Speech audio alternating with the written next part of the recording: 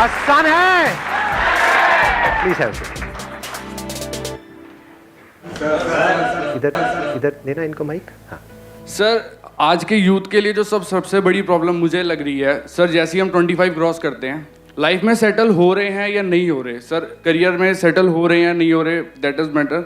But सबसे बड़ी problem ये आती है कि जो पेरेंट्स की तरफ से कि अब 25 क्रॉस कर लिया है भाई, सेटल हो जा, शादी कर ले। मतलब पर्सन को कौन सी एज तक सेटल हो जाना चाहिए, या कोई इसकी पर्टिकुलर एज है या नहीं है, या हमारे माइंड में ऐसा चलता रहता है सर? कितने चाहते हैं ये हो आज के सेशन का टॉपिक? बड़ा प्रेशर है आप लोगों के ऊपर। हाँ क्या भाई, जबरदस्ती मतलब आपकी कोई प्रोफाइल अपलोड करी जा रही है क्या कोई शादी वाली मैट्रिमोनियल साइट पे? हाँ जबरदस्ती शादियां कराई जा रही है क्या? ओहो कितना बुरा हो रहा है सर। आप मतलब सर एक आप इस तरह का मैसेज दे दिए ताकि हमारे पेरेंट्स भी इस चीज को समझे कि आपके पेरेंट्स आपकी तो सुनते नहीं, मेरी सुनेंगे? बिल्कुल सुनेंगे सर, सर बिल्कुल सुनेंगे। है आपको? बिल्कुल सर।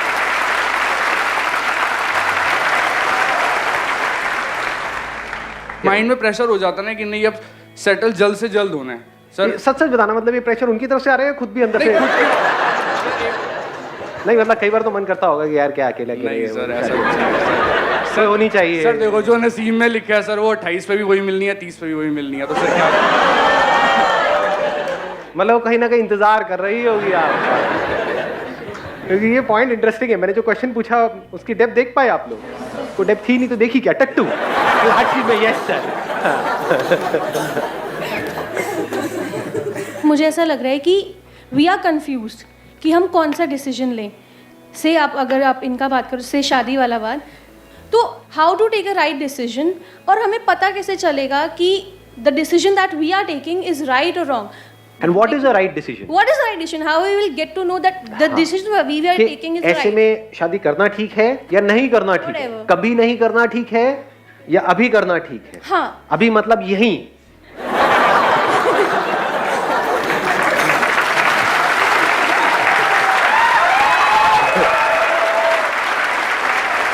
यहीं पर एक हवन कुंड लगेगा। मंगला वो आता है।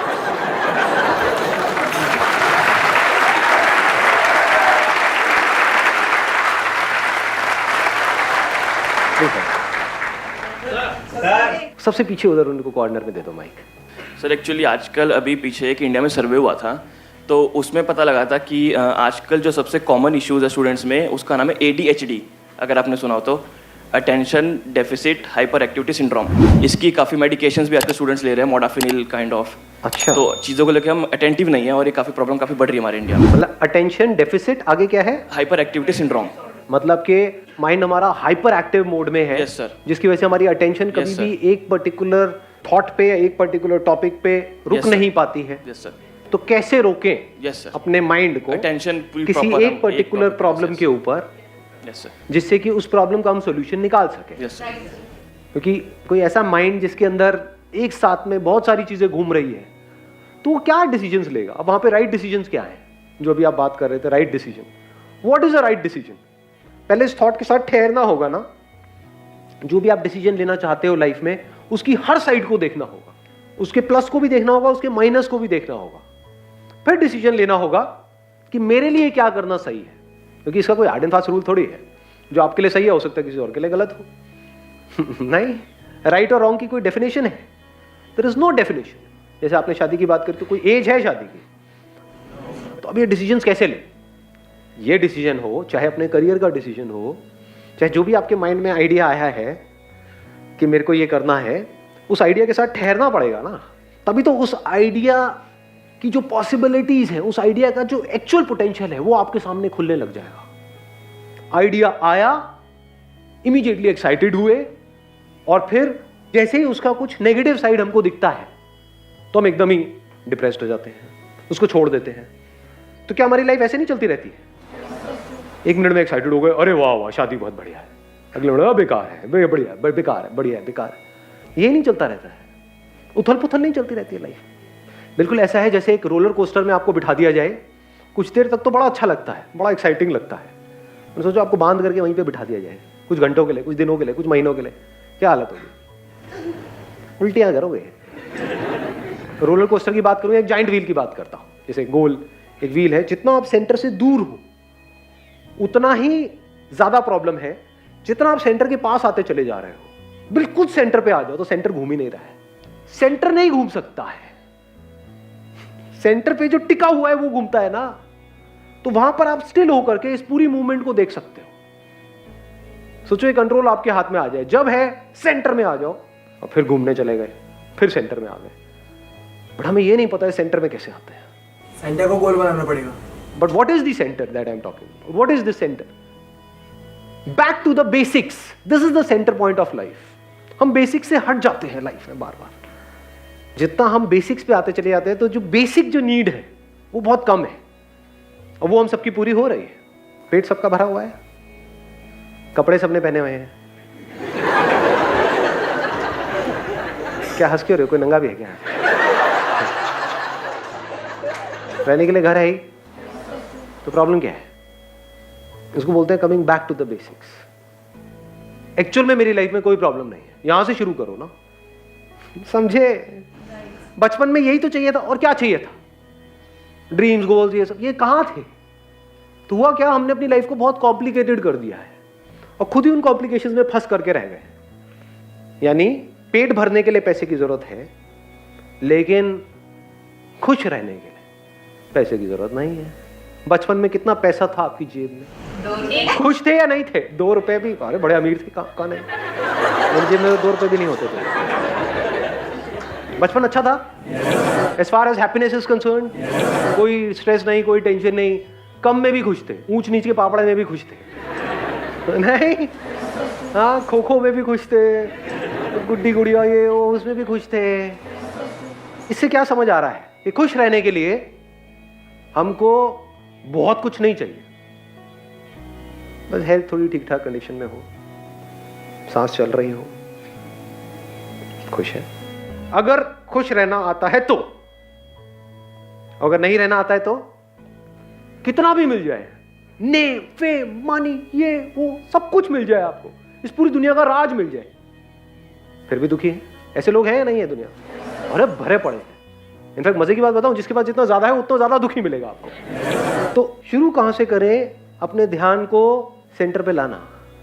अपने ध्यान को ऐसी जगह पे लगाओगे जहां पर कंफ्यूजन है तो क्या होगा? और कंफ्यूज हो जाओगे। अगर किसी ऐसी जगह पे आपका ध्यान आ जाए जहां पे कोई कंफ्यूजन नहीं है, जीरो कंफ्यूजन, कोई कॉन्फ्लिक्ट नहीं है, कोई चॉइस नहीं है, कोई डिसीजन लेने की जरूरत नहीं है, वहां पर आपका ध्यान ज्यादातर रहे, और फिर अगर आपके सामने कोई चॉइस आए, कोई डिसीजन आए, तो कितनी जल्दी आप सॉल्यूशन निकाल सकते हो? दोनों में फर्क देख पाए? नहीं देख पाए। देखो, एक कंप्यूटर है जो हैंग हुआ पड़ा है, एक कंप्यूटर है जिसमें ऑलरेडी बहुत सारी प्रोसेसेस चल रही है, और एक के बाद एक और प्रोसेसेस आती चली जा रही है। ये जो चॉइसेस है हमारी लाइफ में, डिसीजन है, ये सब क्या है? एक तरह की प्रोसेसेस चल रही है ना। तो कितनी सारी ऑलरेडी प्रोसेसेस चल रही हैं, पास्ट से रिलेटेड, फ्यूचर से रिलेटेड, खुद से रिलेटेड, औरों से रिलेटेड, अपने ड्रीम से रिलेटेड, करियर से रिलेटेड, ये वो पता नहीं क्या क्या चल रहा है, और सब हैंग हुआ पड़ा है। तो एक तो है अटेंशन को वहां पर लगाओ, तो क्या होगा? कॉम्प्लिकेशंस बढ़ती चली जाएंगी, लाइफ और कॉम्प्लिकेटेड होती चली जाएगी। तो बैक टू बेसिक्स का मतलब क्या हुआ? ऐसी जगह जहां पर कोई कंफ्यूजन नहीं है, कोई कॉन्फ्लिक्ट नहीं है, जहां पे कोई पास्ट नहीं है, जहां पे कोई फ्यूचर नहीं है, ब्रेथ चल रही है। चल रही है नहीं चल रही, कोई डाउट है? ये लीस्ट इंपॉर्टेंट है हमारी लाइफ में, मोस्ट इंपॉर्टेंट। कितनी बार आपका ध्यान यहां पर होता है? This is called coming back to the basics. सोचो जो भी आप चाहते हो सब मिल जाए, ब्रेथ चलनी बंद हो गई, हो सकती है? नहीं हो सकती है? हमेशा के लिए चलने वाली है क्या ब्रेथ? कभी तो बंद होगी। कब हो सकती है? कभी भी हो सकती है। अभी तो चल रही है ना, कल का नहीं पता कि कल रहेगी ब्रेथ या नहीं रहेगी, कल चलेगी नहीं चलेगी, अभी तो चल रही है ना। इस सच को आप देख लो और यहां पर आकर के आराम से टिक करके बैठ जाओ, ब्रेथ चल रही है, बहुत अच्छी, बाकी काम तो अपने आप होते रहेंगे। सच है झूठ? तो क्या हुआ इससे? क्या आपकी सारी प्रॉब्लम सॉल्व हो गई लाइफ की? नहीं हुई। क्या हुआ? लेकिन कुछ हुआ या नहीं हुआ इसकी वजह से? सारी प्रोसेसेस जीरो नहीं हो जाती है कुछ देर के लिए? होती है नहीं होती है? This you can call it as coming back to the centre.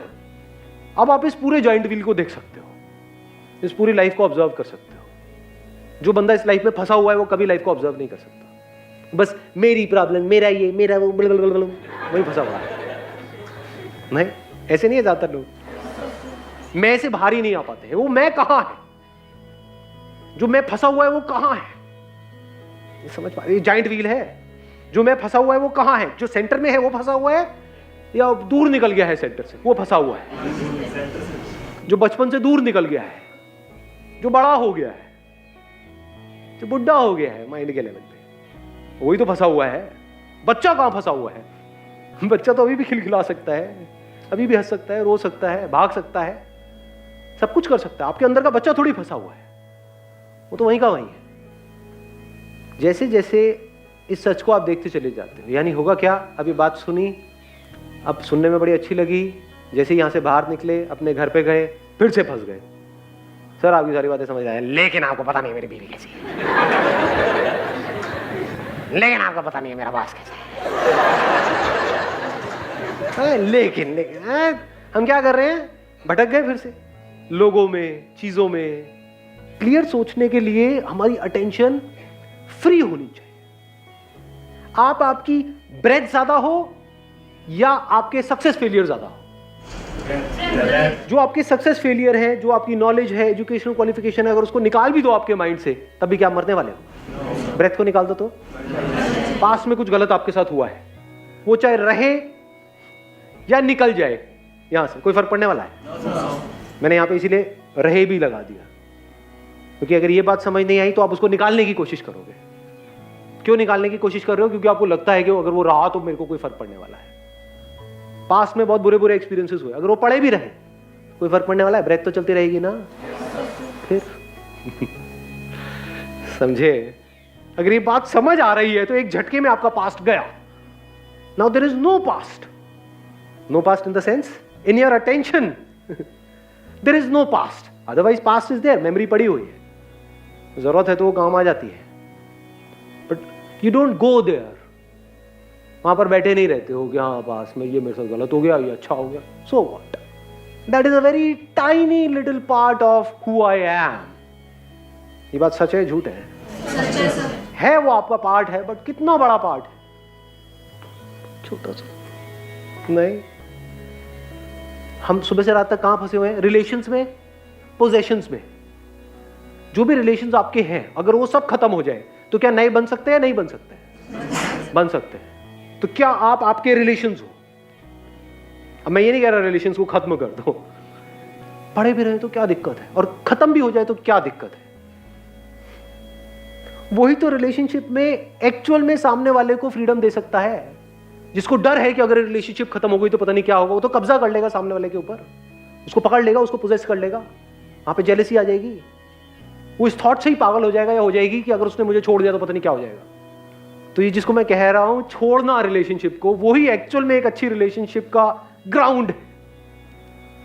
आप जितना छोड़ दोगे उतनी ही रिलेशनशिप बढ़िया हो जाएगी, क्योंकि सामने वाला बंदा कभी भी सफोकेट नहीं होगा।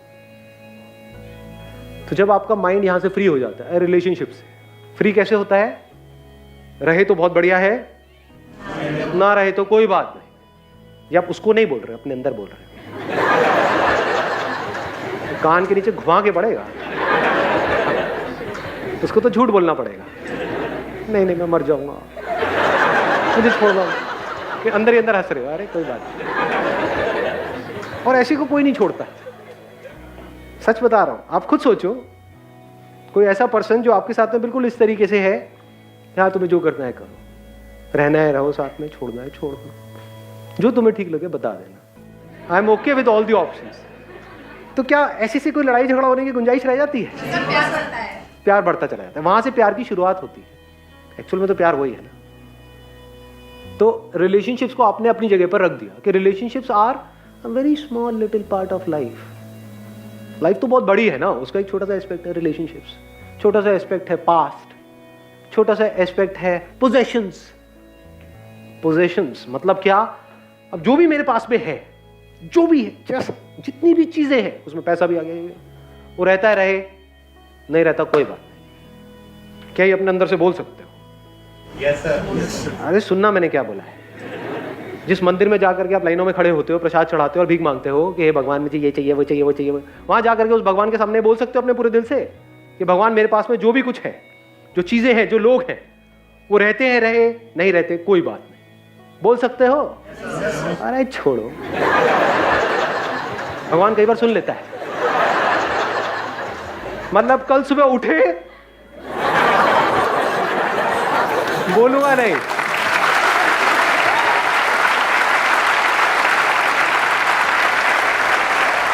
ये बोलने का अगर दम है आपके अंदर, और सिर्फ बोलने का नहीं, इस तरह से जीने की अगर समझ है, तो अब आप फ्री हो, अब आप आजाद हो, वहां से एक्चुअल में लाइफ की शुरुआत होगी। नहीं तो अभी तो हम सिर्फ रोबोट्स की तरह जी रहे हैं, अंदर कुछ इंफॉर्मेशन फीडेड है, वो हमको भगा रही है। तो रोबोट नहीं हो गए, कंप्यूटर नहीं हो गए, तो लाइफ क्या है? What is life? वहां तक आप पहुंचते हो धीरे धीरे। जब इस ब्रेथ से भी आप हटते हो, हम देखते होगे जो ब्रेथ है, ये भी अगर चलनी बंद हो जाती है, तब भी मैं रहता हूं।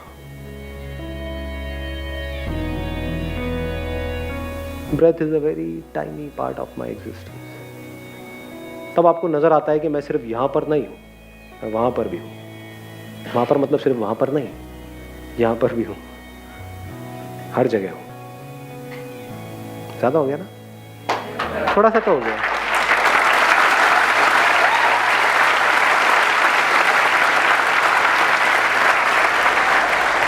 कौन हो आप? मतलब कभी अपने सच तक पहुंचने के बारे में सोचा भी है, या बिजी हो चिंदी चीजों में सुबह से रात तक? आप कौन हो? आप इस पूरे के पूरे यूनिवर्स का ग्राउंड हो। ग्राउंड मतलब वो प्लेग्राउंड नहीं, the very essence of this universe is you. Wish you all the very best. Thank you so much.